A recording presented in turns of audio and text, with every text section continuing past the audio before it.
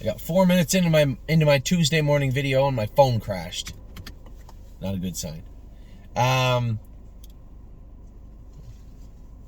here at Northfield Park right now. We're getting ready to go with some horses. I have a list of 7 babies I want to go with. There aren't any issues with these particular 7. 2 of them were on my list, but were better the other day, and I just want to make sure that they continue to move in the right direction. But for the most part, I just want to get to know these 7.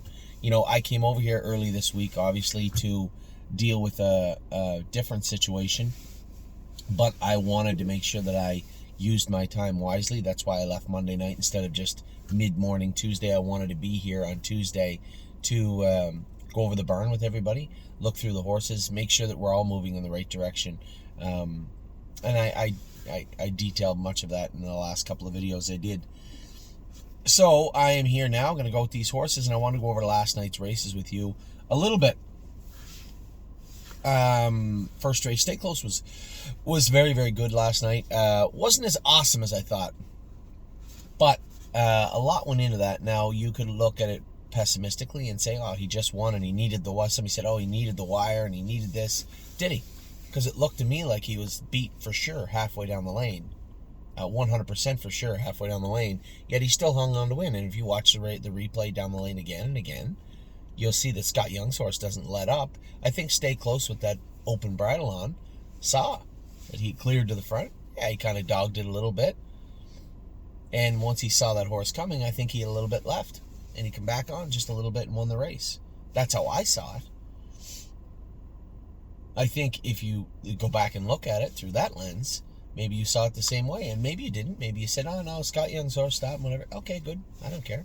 Horse was a winner. Winning 55. He didn't drive away, and he didn't win in 52, but he won in 55 for a horse coming off questionable confidence. I thought the horse raced very, very well. So, decent race from him, and he was a winner. Now, LD's Patrick kind of put me on the hot seat again. This is 8 starts, 1 win, and 7 no checks for him, I think, to start off his campaign for us since this qualifier, I believe, if my math is right. I really thought this horse was good last week, and I thought he trained good on Saturday. Did the rail play a role? Yeah, for sure it did. And it's hard for me to say how he was trotting afterwards. I didn't get a chance to talk to James. I heard third-person reports from a couple of horses, but I didn't specifically speak to James last night or this morning. So what I was left with was hearsay, so to speak. Nothing was said about LD's Patrick. I think, I want to have a better look at LD's Patrick. Listen, this is a horse that I like, but I can't protect him forever. And I do believe he was sitting on a win. I do believe he trotted well last week. He never put a step in, never made a mistake, yet exploded last night. Now, the rail is tricky with him, especially. So, I find it really hard to say I'll give him the benefit of the doubt because I've given it to him quite a bit. But I do need to see more. I do need to see more. So we'll see how LD's Patrick is next week. I really don't have anything more for you than that. Somebody said, is it shoes? Is this anything? Well, they're talking to James. I can't. It's unfair for me to make any claims. But at the same token, I trained him Saturday. I drove him last week, and I'm not interested really in making that many changes. A lot of the times what happens is a horse that's in a funk will make a mistake, and everybody, you want to move to this knee-jerk reaction. Well, we got to change this and we got to change that. I don't know if there is anything to change with this horse right now other than his confidence level. And I don't know how to tell you how to change that. We could race him in the B tracks and hope that he got around London or Flamborough. But I think we'll just stay where we're at for now. And just chalk it up to a horse that's not racing good right now. Close, but not there. What else do we have? Unbeatable Kemp. Looked like an absolute carbon copy of the break last week. A break that we said was unprecedented. A break that never happens. A break that shouldn't have happened, yet it happened again. I was a little frustrated last night. Because I think he was a winner. I know he was a winner last week, and I think he was a winner last night. So I was a little frustrated. And I did speak to Amy after, who was talking to James, and James thought that maybe he touched the wheel in front of him last night. Now, without the back tower shot, we can't see that. Obviously, I'm going to take James's word for it. The thing that I noticed, though, also, I was speaking to Dominic briefly later on about him. I noticed since we put the corks on him, he seems like he has this little more wrinkle in him in the turns. Is the corks? Is something going on? You can have him up to the vet and have him looked at. I don't foresee, I don't see any changes. I saw him jog the last 2 days. I watched him jog 3 laps the day before, and I thought he looked very, very good for unbeatable Kemp. Always has that rusty kind of look to him when he's going slow, but when he's going fast, he looks good. And he definitely looked like a winner again last night. So sharpness is there, confidence is there. He does have to requalify. That's frustrating, but it's the way racing is. We'll get him requalified quietly on Friday, and obviously he'll miss Monday. He may be back in the following Thursday if they write it back again. And then we go to the 2 horses that I thought raced fantastic last night. Originally when I watched the race, I knew that Looks Like Money was flying on the end of the mile, and I thought, did White Tiger soften a bit? But a mile and 53 in a cold night, 28 in piece on the end of it, I thought that White Tiger raced pretty good. And I think he was overshadowed by a horse that raced incredibly good. Looks Like Money is a 4-year-old now who looks like, and I've told everybody, I've been very careful about how we talked about staking this horse as a 4-year-old, because yes, he's a nice horse, but we still have that 4-year-old argument where it's a tough transition. But man, when I look at the way that horse got home last night, 53 flat, 27-2 on the end of it, and his best strides were through the wire, man, he's quite the horse. He's quite the horse indeed. So I guess what we have to look at next is what he fits, when he fits it, and what makes the most sense. I know the Graduate is coming up this year in June. So if that is in fact where we start, it Looks Like Money, he definitely will need a rest before then.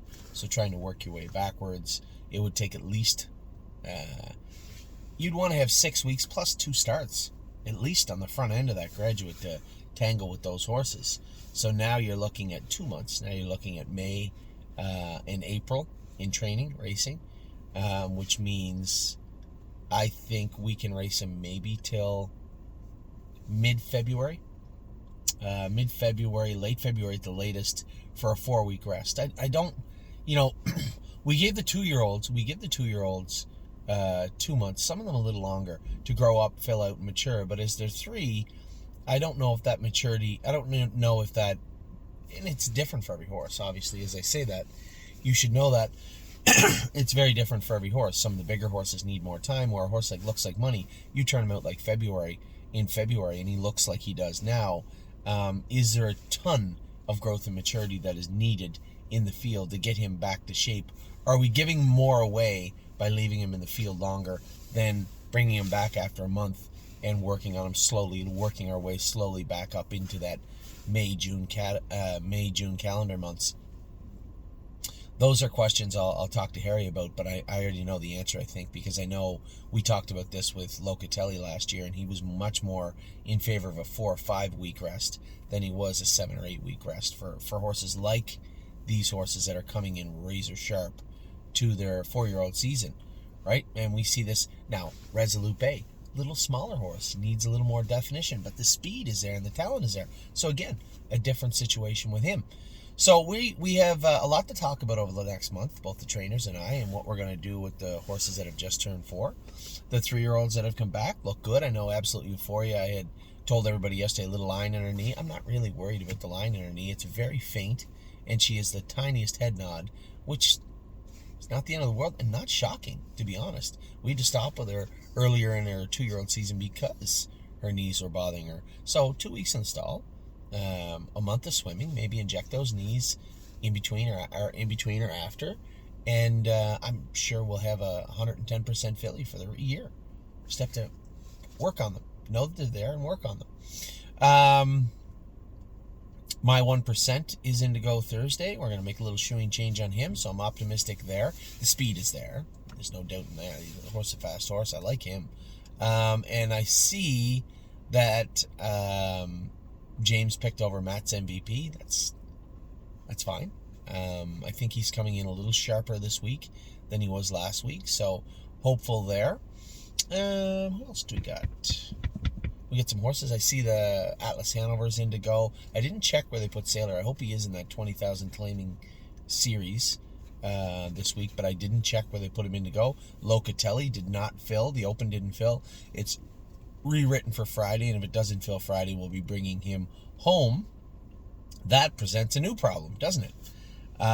He's just not going to hang out in Pennsylvania hoping that they fill an open trot. So as you see, this is not just an Ontario problem. This is a North American problem. So with that, I'm going to let you guys go. I got a busy morning ahead. 7 horses to go with. Want to finish my drink. Talk to the girls in here and get to know these 7 horses just a little bit better as we head into tomorrow's first video day of 2023. Take care.